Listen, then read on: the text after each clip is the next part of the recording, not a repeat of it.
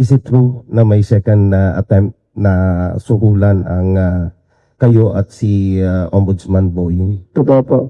Isa pong contractor based in the Visayas ay nagparating sa aming mutual na kaibigan na kung pwedeng tulungan at may, again, 1 billion na naman ang ino-offer sa amin magkapatid. Nireport ko kagad sa Pangulo to. Siyempre, una, tinanggihan ko. At nireport ko kagad sa Pangulo. Tatanong nyo kung bakit hindi namin arestuhin yung nagsusol.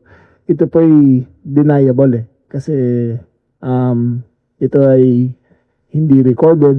Ito ay binanggit lang.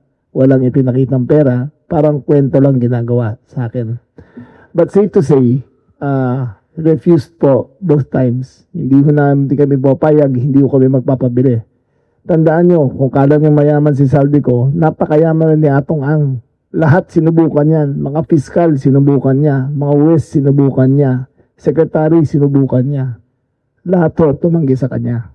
Sa lahat ng mga tao sa Pilipinas, tandaan nyo, ang pera ngayon ay hindi na sapat para bilihin ng inyong kalayaan. Ang seryoso po ang Department of Justice, seryoso po ang DILG, kukunin po namin ang lahat, gagawin po namin ang lahat para makabit ng hustisya para sa mga 100 missing Sabugueros at lahat ng nabiktima sa flood control.